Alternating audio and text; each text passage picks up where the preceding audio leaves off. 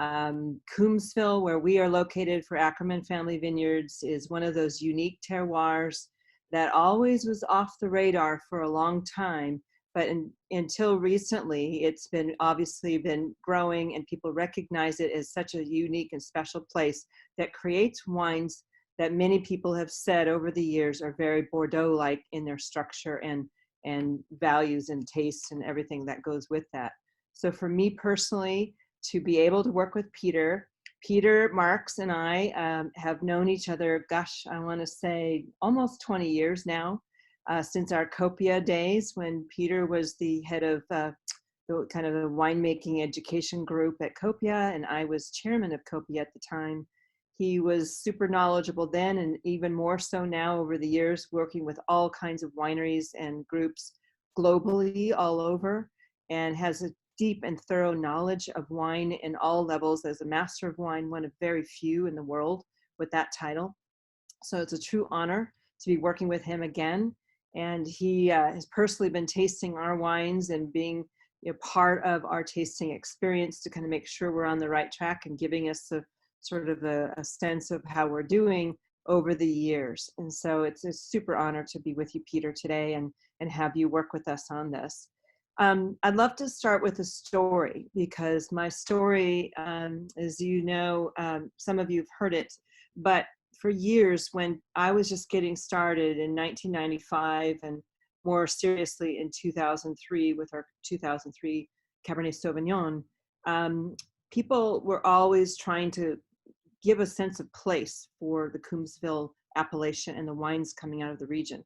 They weren't like what you get in a much more big fruit forward way in the warmer parts of the valley further north in Oakville, St. Helena, Calistoga, etc. There was something different about Coombsville wines. And a great story I like to tell is Sir Lord Jacob Rothschild, who is the English lord of the Mouton and Lafite family of Rothschilds based in France. Was known to not like California Cabernet at all because of that big fruit forward kind of profile that he had become accustomed to. He was a friend of the family, and his business partner and manager, Christopher Campbell, came to stay with us way back when. And Christopher tried the wines, really liked our wines. And this is our 03 was our first commercial vintage, and took a few back with him. And unbeknownst to me, he did a blind taste testing with Lord Jacob, because he knew Lord Jacob's dislike was, I guess, for California cabs at the time. And Lord Jacob could not place it. He certainly didn't think our wine was a California Cabernet. He was trying to place it in different parts of Bordeaux. And I love that comparison, because when he found out, we were the first small winery, along with Opus One, Margaret Mondavi and myself, to have our wines carried at the Waddesdon Manor outside of London by Lord Jacob.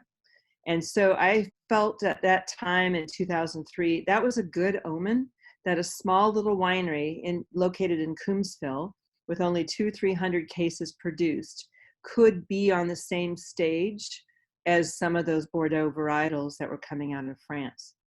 So for me, that was a great sense on the right path. And, fast forward all these years later, I think we're still going in that direction. Coombsville is a unique terroir, and it has such amazing qualities about it. I'm going to let Peter talk more about it, and Leo Tellez, our winemaker, a little bit later on, can also discuss some of those differences. But without further ado, it is my greatest honor to introduce Peter Marks, longtime friend, longtime supporter, and someone who is all things wine. Peter, take it away.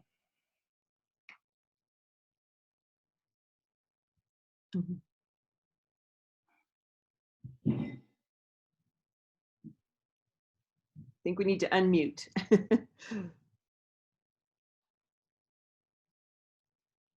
Can you unmute, Joe?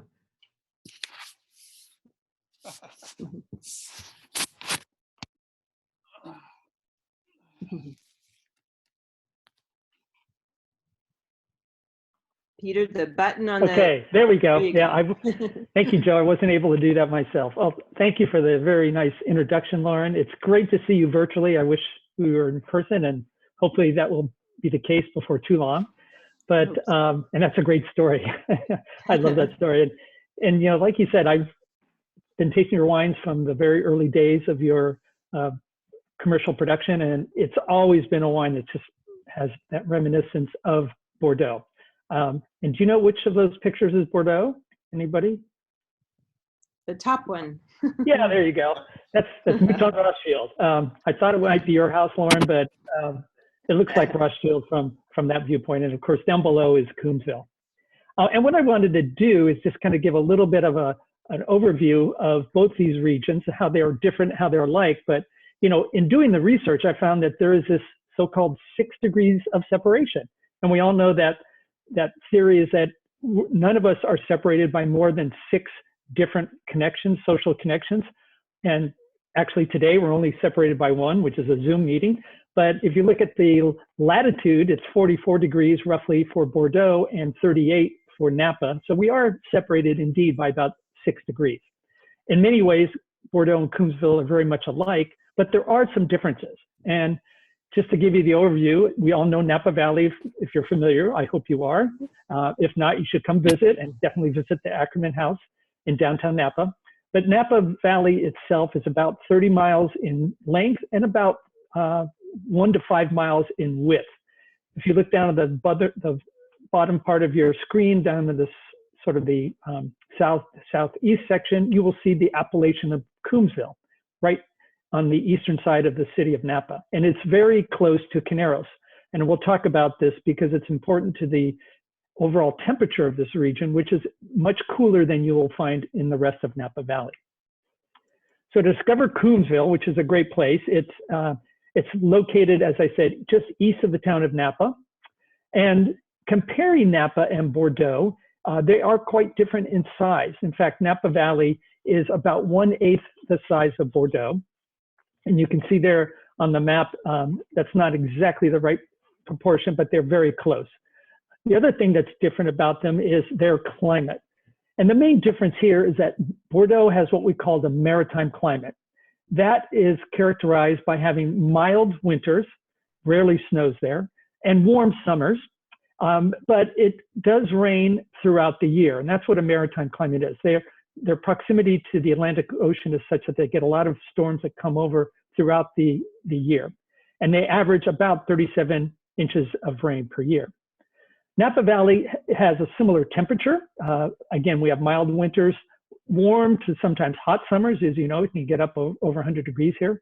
But there is no rain during the summertime, which means that we have a great climate for growing grapes in that there's a lower risk of any type of mildew and molds that might ensue when you have a much more humid climate as they do in Bordeaux.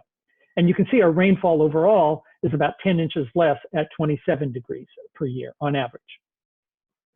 And this just shows you in a chart form how different the rainfall is as opposed as it concerns when it falls. And you can see they're fairly steady throughout the year in Bordeaux, a little bit more obviously in the winter, spring and fall period, but it does rain in the summer growing season.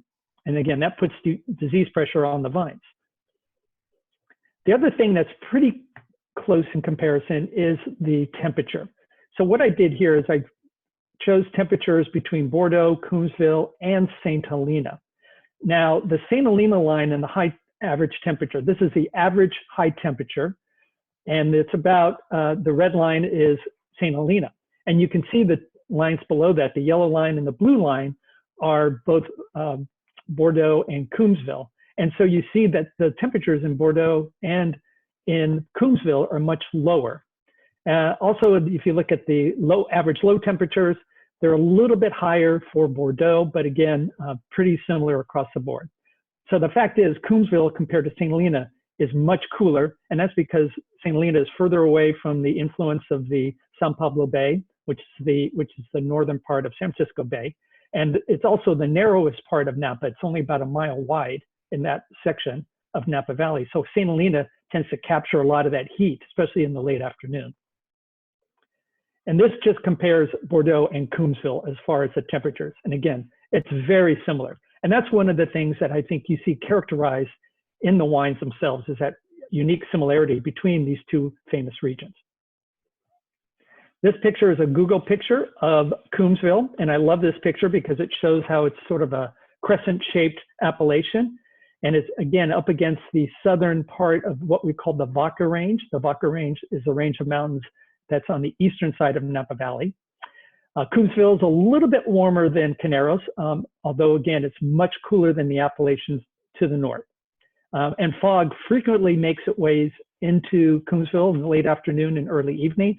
And it settles in this little crescent area up against the banks of the Vaca Range. In this area, we find that grapevines tend to bud early, but due to the cooler overall summer temperatures, they tend to be harvested very late in the year. And most vineyards are around 100 to 500 feet elevation, but there are some vineyards that go up to as high as 1,000 feet. And the higher you go, generally the cooler it is as well. I think the difference, the most apparent difference between Napa Valley or Coombsville and Bordeaux is in the soil.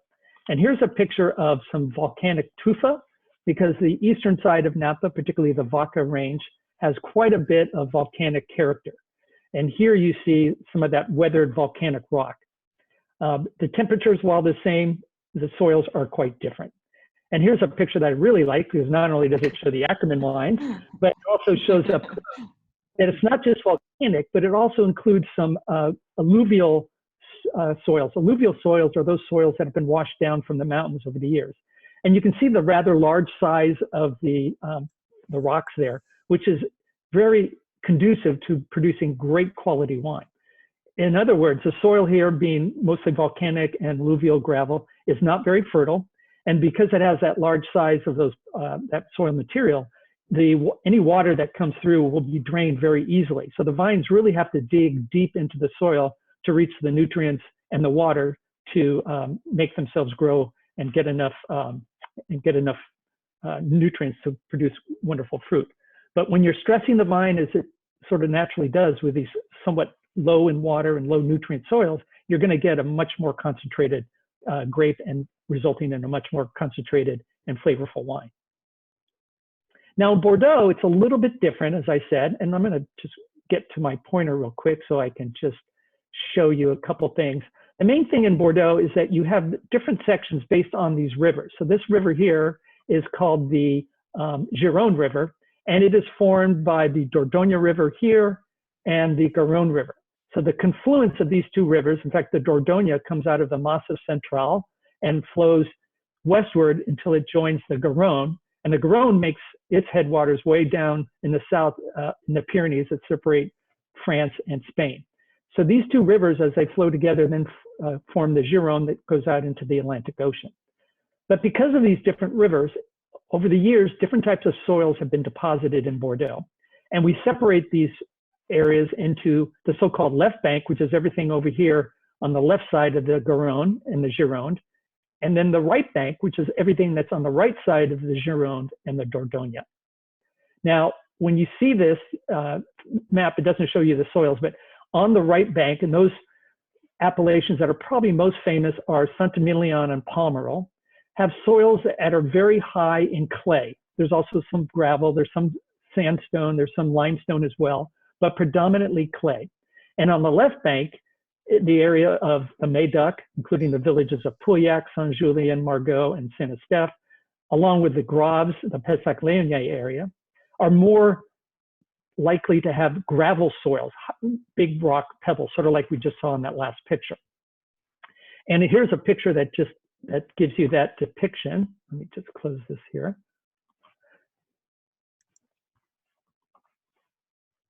Here we go. So you can see that on the left side, the gravelly soils of the Médoc and the Graves, and on the right picture, the right bank, where it's more clay-like. And the fact is, if you are in a clay-like soil, the temperatures of those soils are not as warm as the gravel soils. The gravel soils can help reflect sunlight and also retain heat throughout even the evening after the sun goes down to give further ripening to the grapes. So Cabernet is a variety that needs a lot of heat to ripen properly. So on the left bank, in the Médoc and the Graves, you have a much higher proportion of Cabernet being grown. On the right bank, where you have these clay soils, which are much colder, you have the Merlot grape as the predominant variety, because Merlot can successfully ripen in those types of soils, but not Cabernet. And that's where you see the differences primarily between the Saint-Emilion Pomerol being based on the Merlot grape, and then on the left bank, the Cabernet. So I think it's time, after that little introduction, that we maybe taste a couple wines here. What do you say, Lauren and Leo? I like that idea. Bring Leo into the game here as well? Absolutely.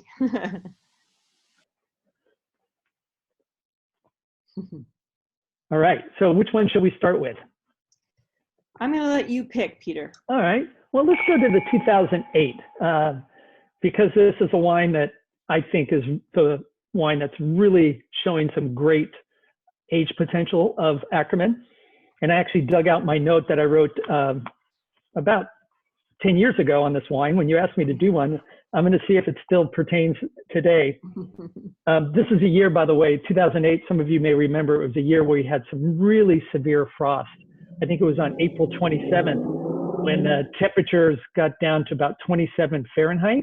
And that's really late in the year to have some cold temperatures. So the vines at that point had already budded out, and many of those early buds were just completely destroyed. I think I've heard reports some people lost up to 50% of their crop. And even at higher elevations, there was some frost damage. Normally the cold air sort of settles in the lower valleys and not up on the hillsides. But I know growers up on Mount Veeder, for example, that had frost damage. It was that cold. But in the end, it ended up being a very superb year as far as growing the grapes. I think the year was relatively even in temperatures after that initial frost, and brought the grapes to ripeness when you get both the sugar ripeness along with the physiological ripeness. And what I mean by physiological ripeness is the ripeness of the fruit flavors and also the tannins. So the tannins are not going to be too astringent. They've had time to soften up before they're made into wine. So cheers to all of you. Cheers. First, I have to wet my palate. And I have to say, my favorite time to drink Napa Cabernets is right around that 10 to 12 year range. The reason is that I find that you lose some of that baby fat, if you will. The wines when they're first released are all about fruit.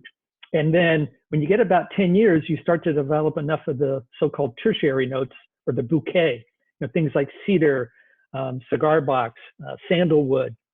And those aromas and flavors definitely make the wine more complex. And what I find about this period right now, when you're about a decade old, the wine has enough fruit to give it some beautiful freshness and brightness, and yet enough of that older tertiary notes to give it some wonderful complexity. And it's right there right now. I mean, this is just, I can get that cedar note, I get some of that sandalwood, but at the same time, there's still some ripe blackberry, dark cherry, even a little bit of plum.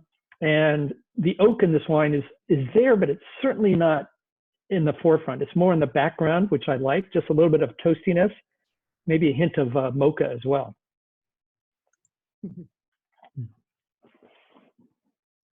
Oh, that's so good. I just still like it, Peter. I still like it.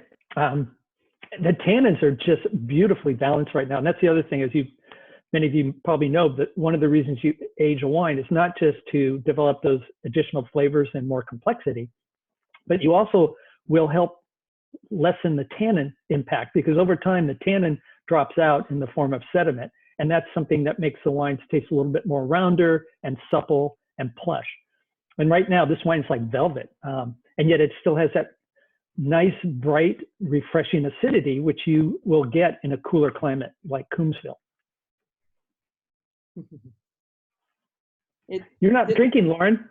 I know. I left my glass in the other room. No. I hesitate to run to get it. Yeah. Well, it's not the first time I've drunk wine alone, I have to say. Yeah. Especially all right. We're here in spirit. Yeah. Not to worry, Peter. I have my glass right here. Yeah. Okay. Good, Joe. Joe will make up for me. Yeah. Right. So let me try the 2014. the Chatelaine. Would you like to tell the story about this wine, Lauren? Yeah, this is the name is a interesting name that I found.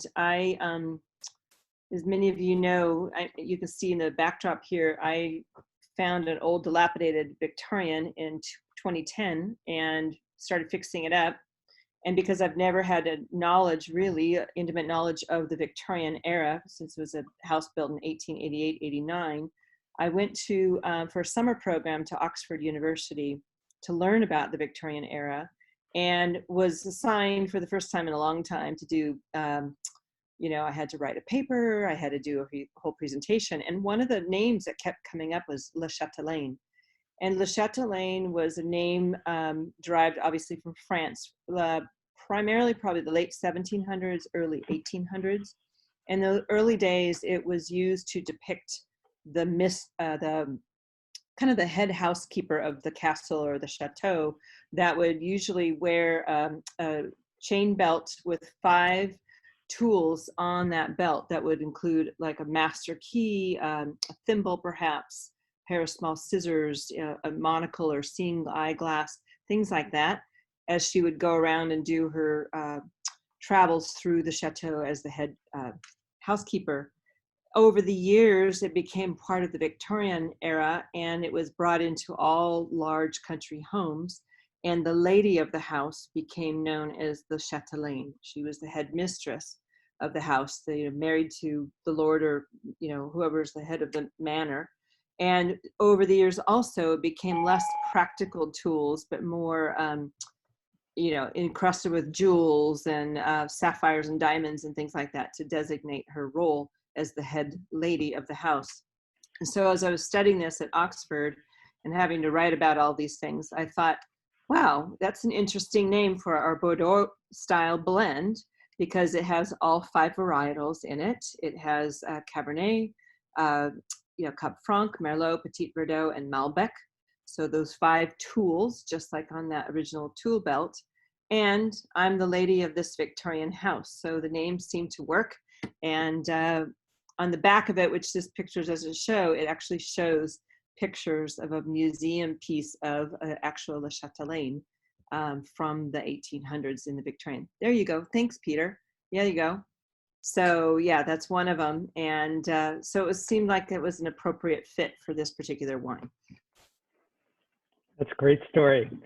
And the wine is much different from the Cabernet. And again, your Cabernet is 100% Cabernet Sauvignon.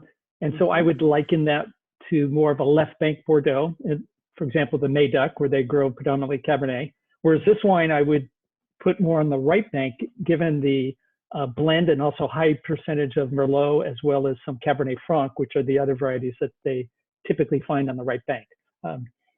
2014 is a vintage that I totally love.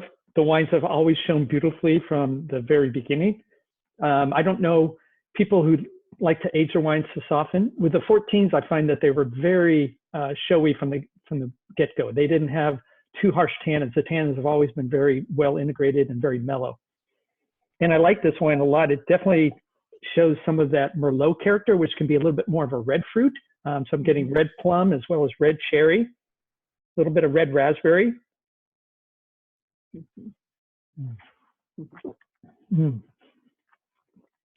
Yum. It's always had a good mouthfeel. It's the mouthfeel. I was just going to say, there's really that very plush. Yep. And the Merlot being softer in tannin, Cabernet Franc, which you use here, is also softer in tannin, and Malbec can do that as well. So all of those varieties, in addition to Cabernet Sauvignon, are giving it a much more lush, more velvety in mouthfeel. Even though it's younger than the 2008 Cabernet, I find it's even softer than that wine that's had some time in the bottom. And delicious. I'd love to point out on this particular wine, Peter, those additional varietals are all grown pretty much, except we did buy some additional Merlot. But those varietals are grown in our area on our Coombsville property called the Spice Box. It's a small, less than an acre area that has, the Malbec, the Petit Verdot, the Cab Franc, and the Merlot. And we, in the past, have been field blending those together because they were so small and we didn't separate them out. And they were whatever each year wanted to provide is what ended up being put in this particular varietal. Now with Leo on board, we have a whole new program to separate these out, really understand each varietal on its own merits, and then do a more exacting blend of those varietals going forward, making this wine. So it's kind of an exciting change, but it was in that regard, we didn't know what we'd get in those early days, but it seemed to have hit a chord. And again, the Coombsville, the coolness of the area really helped provide kind of a nice blending opportunity with those varietals coming from our area. Yeah, here's some additional pictures. Let me just click, oops, wrong way.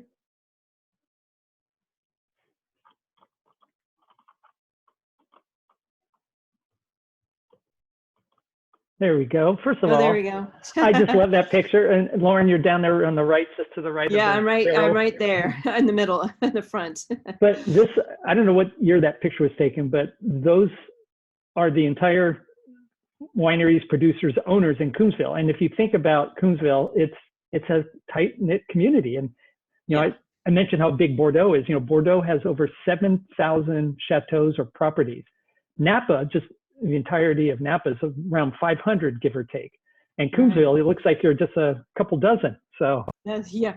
Well, there are a few more now. This picture was taken in 2011. I remember it so well. It was very cold. We were all out there. But it was the fall of 2011. We had worked really hard, all of us together as Coombsville growers for 9 years to become our own AVA. And I have to tell a quick story about that, because a lot of when you become an AVA, it's a big process. It has to truly be a unique terroir within the within the appellation of Napa Valley to become an AVA. And so you get public comment, and sometimes that public comment can be negative. To say in the past, you know, other AVAs might have had a few people said, no, we don't think it's worthy, blah, blah, blah. Well, in Coombsville, when it came down to the public comment, we had over 750 public comments, not one negative on it. And it really was mostly people saying it's about time that this area get recognized for the significance of what it is and the terroir that it has. So this was a great celebration at the time. And now today we have well over, I would say, 50 small producers in this area. This was just the beginning group. Wow, that's great. And here's some other pictures of the Coombsville. This is actually your property?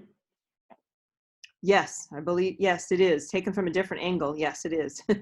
Looking up towards the house. Yeah, it looks kind of a little bit of foggy mistiness there. Yep. And this is probably a couple months ago. That's right. Exactly. And you do everything organic, isn't that correct? We do. We were, yes, and we were the very first organic vineyard in Coombsville. And as you know, Peter, that's a big commitment. It takes a long time to become organic. It's a big ordeal. And if you mess up at all, they come and check on you all the time. You're out of the program.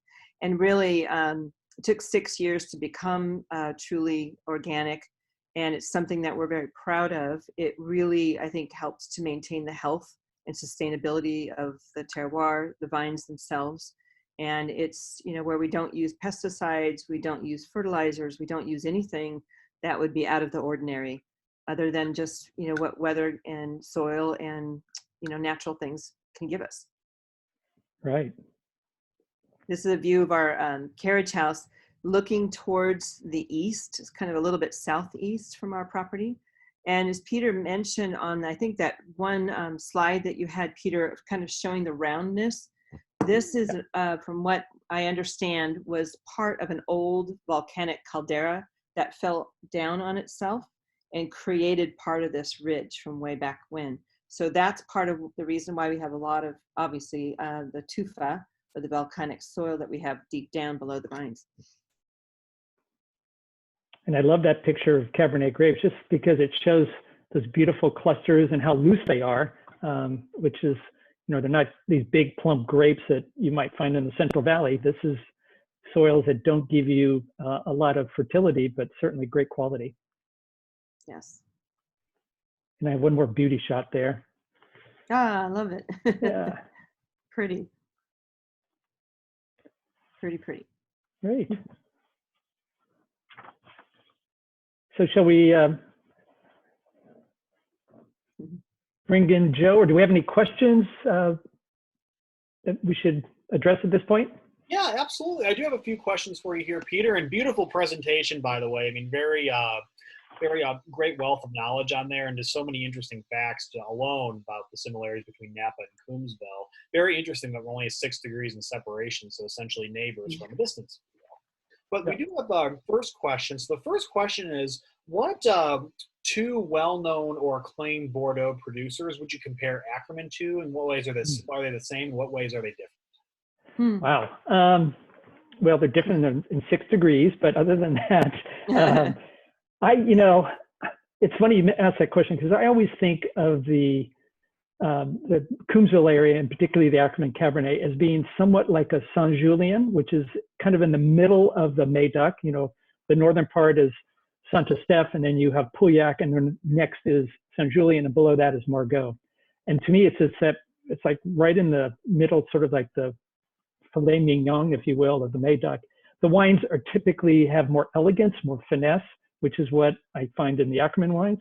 And ideally, there's no first gross in the Saint-Julien, but there are a number of second gross, so-called super seconds, that are producing wine at the quality level equal to a first growth. And one that I particularly find very similar to what you get here in the Coombsville would be Chateau de Cru-Boucaillou. And they have a vineyard that is just beautifully situated for Cabernet, although they grow Merlot, Cabernet Franc as well. And a lot of stones, like you found in the picture that we showed you earlier, that helped ripen the Cabernet grapes. I would say the Les Chantelet, which was more of a right bank wine, to me that's more reminiscent of a Saint-Emilion. And one producer that I really like is La Dominique. And again, the blend is of those 5 different varieties, which gives you a beautiful complexity, yet that softness, that plushness. La Dominique is surrounded by Cheval Blanc and Figeac and La Rosée that are some top producers. And it's just like you're surrounded by great vineyards. I kind of find a kinship between those properties with what you have here in Coombsville. Yeah, absolutely. Wonderful. Yeah, no, thank you for that, Peter. Yeah. And then also, as far as personal preference, do you tend to prefer more right bank or more left bank? I think it depends on the mood and whatever. But if the wine's young, I'd probably drink the right bank on the younger side, like in the first 10, 15 years. And left bank, I would prefer to drink those more 15 to 30 years, if it's a good vintage. I find that those wines having more Cabernet, more structure, will be more age-worthy. Oh, beautiful. Thank you for that. And then what inspired you to become a master of wine? I was bored. No.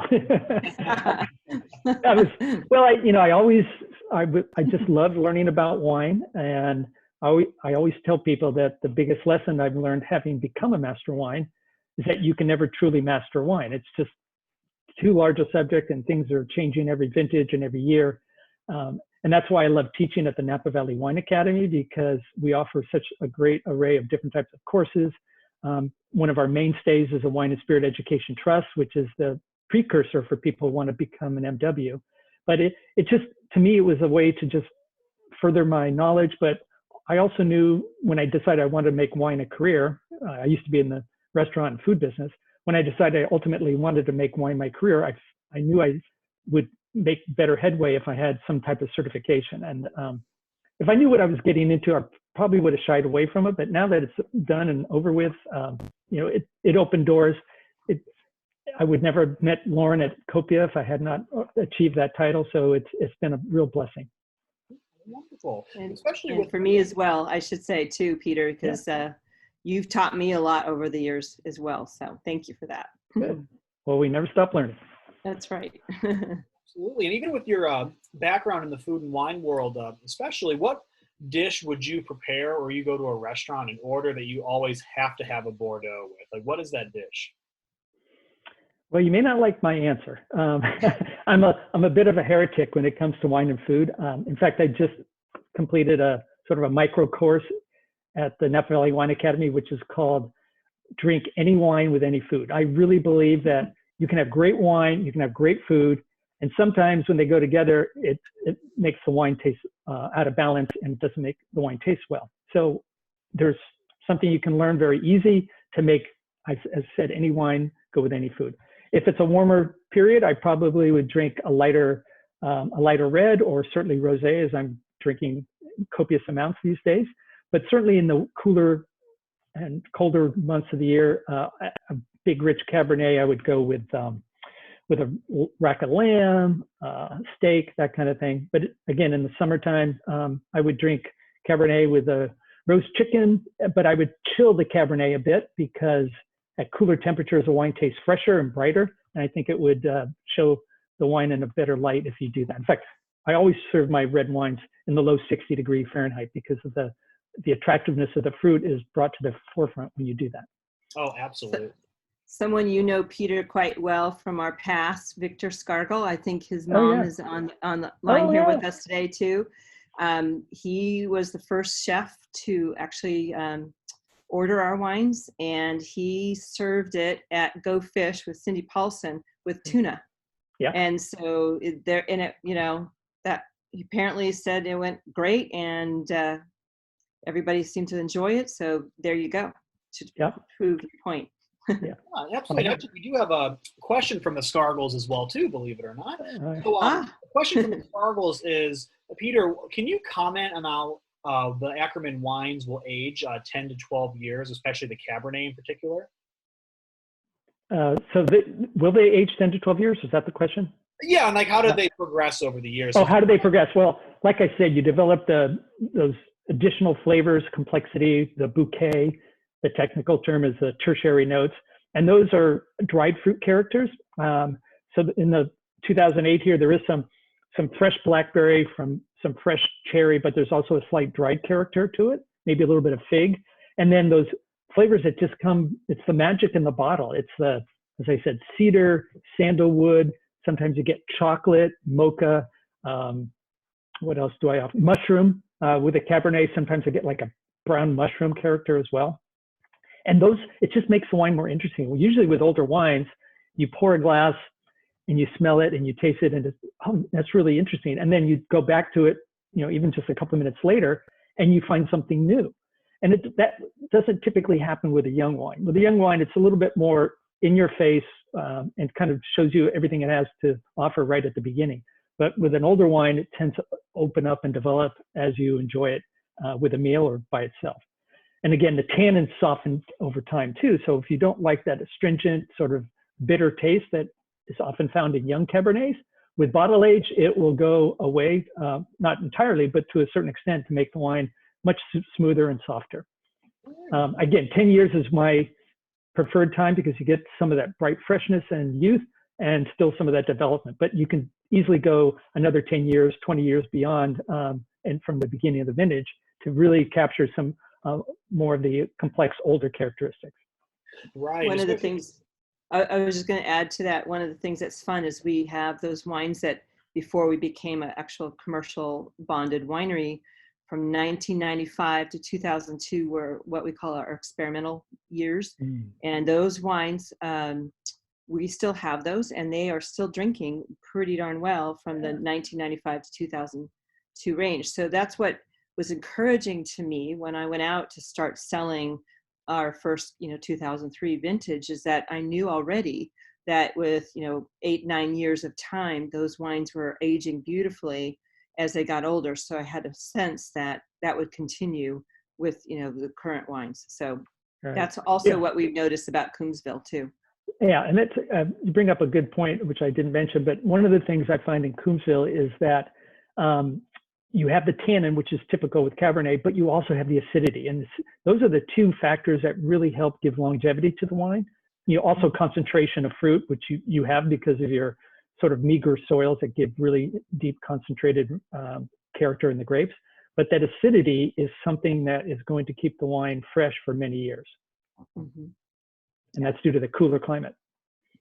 Yeah, absolutely. I mean, I even recall when we had first spoke, Peter, the 2008, you still remember that from when it was a current release Cabernet at that point, and tasting it now really amplifies all the feelings you have towards it as well. Yep. Yeah. Well, I think that's all we have for the questions on there, too. And I think we did want to ask Leo a few questions. So, Peter, did you have a question specifically for Leo? Because I know he had a mentor that started in the Yeah. Well, Right. So, Leo, you from a winemaker's perspective, you spent some time in Bordeaux and worked there for many years. You know, what did you learn having made wine there? Yeah, I had a mentor, a good friend, Denny Malbec. He was a third generation gentleman from Pauillac, so from Latour. So his grandfather, his father, and he also made wine there. He moved to California in the Napa Valley around 2000. So a lot of kind of the technique and kind of philosophy that he taught me, I still implement today. Everything's fermented in stainless steel. For instance, we have a 5 to 7 day cold soak to extract natural color and flavor. And we also do an extended maceration. So that means after the fermentation process is finished, we leave the free run juice and the cap during the end of harvest. We taste the wine and progress those phenolic tannins. And then what we do is drain and press. Free run goes into separate wine barrels, and the pressed wine goes in another batch of wine. So therefore, we keep everything in separate vessels. And when it's time to blend, we have so many different components. I feel that Coombsville has a beautiful aromatics, blue-red fruits, minerality, and nice fresh acidity that, like you said, Peter, preserves the wine for ageability. Well, let me ask you, what was, having worked in Bordeaux and tasted many Bordeaux, any part of Bordeaux that to you resembles sort of the Coombsville Cabernet? Yeah, I would say I'm with you as far as Saint Joseph area. I like the minerality that you get at times. But yeah, I do enjoy Cabernet when they're 10 plus years old in bottle. It just takes it to a different dimension, and it's a time capsule. So it's nice when you taste, reflecting on the '08 vintage, how you had it when it's first released, and now a few years later, it's you think of the time and place you had it, and that's kind of what makes wine magical. Yep. Great. Absolutely. So all good. And I have to say, it's been a long journey to have Coombsville recognized for all this time. But what's fun is to see how people are responding to it more and more. Recently, I was partaking with a group from Los Gatos and Palo Alto in that area, who are all Francophiles. They really would rather drink French wine than anything else. And a few of us Coombsvilleites got together with all these Francophiles, and we did our own blind taste testing with about 18 wines, and we had 3 Coombsville wines, mine included, and a couple others amongst all these other wines.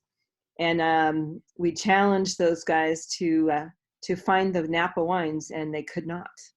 So I felt very good about that. So it was a lot of fun, actually. Great. Kudos to you. Yeah. Yeah, there's definitely a lot of fun times when it comes to wine, especially with the family, memories, and all the great food in between. Yes. Right. So, well, great. Any other questions anyone has, or comments or thoughts? I'd love to hear, actually. Yeah, I'll leave a few moments there. We don't see any questions coming up, but if there's any questions that do arise amongst the audience, again, direct them towards the Ackerman host. We'll be happy to answer them. And in the meantime, I do want to put a message out for everyone that we are getting a YouTube channel in construction as well. We have a few videos posted up there. So this Zoom meeting will be posted on that side there. So you can always go back and view any of the highlights that Peter and Lauren and Leo, of course, had put out there. And then also you can find our Facebook Live videos that we've done in the past on our Facebook channel. We'll be coming up with a few more up in the next coming weeks. Tomorrow we'll be doing some cheese comparative tastings with the wine and cheese merchant over at the Oxbow Market. And then next week, the men of Ackerman are going to be cooking. So that's going to be Watch out. Watch out. That's that one there. And I'm going to include a link in our chat section there that's going to be going out to anyone. So that's going to go to our Ackerman store. So if you want to inquire any of our wines from the Le Chatelaine blend to the 100% Cabernet, we have our 16 listed on the website. And then we also have a beautiful Sauvignon Blanc and a Super Tuscan as well. And we also have ways to join our mailing list. So if you want to put your information for us there, it gets you all up to date on everything that we do with Ackerman, including our virtual tastings, upcoming events, etc. And I'll also include my email in the chat as well. So you can always reach out to me directly if you have any questions about library wines or any of the items I also verbally listed as well. And also looks like we have a note from Robert Van Dyke there to tell Lauren, Bob, and Elizabeth Van Dyke say hi and we miss you. Well, and I just wanted to do a shout out because I saw Bob Van Dyke there. Hi, Bob. I'm just so thrilled to see you. It's been a long time. And I'd love to say hello to Phyllis Scargill and Jeff Scargill as well. And of course, Christopher Wiseman and Eric Slay and, others, Karen and everyone else, just so appreciate Mark. Appreciate you guys being part of this today. I know I'm missing people, but thank you for being part of it. It's something that we're excited to continue doing. And we've got a number of great new things coming up that are not just wine focused, but also art and music and also paintings and a number of things that we are working with others coming up. So stay tuned.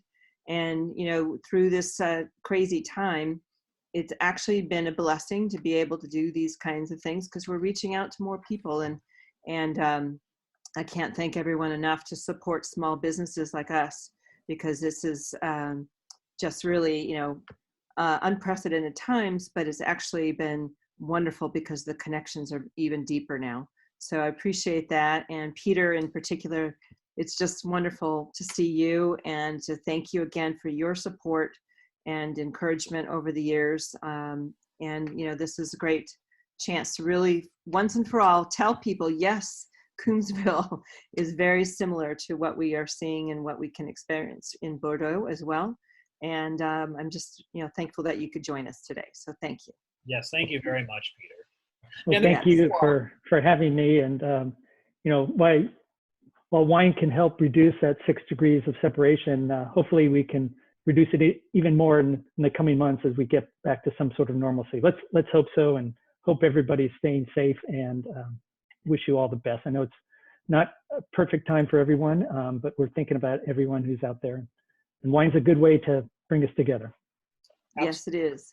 And cheers to that as well. And I do also want to make one shout out also. James and Lee Kulshner also joined us today. They're members of ours, been with us for about a year. So thanks for tuning in. And they also just welcomed a new addition to their family back on Halloween. So thank you again for joining us if you can hear us on that side. And again, I'll say cheers to everyone and thanks for joining us today.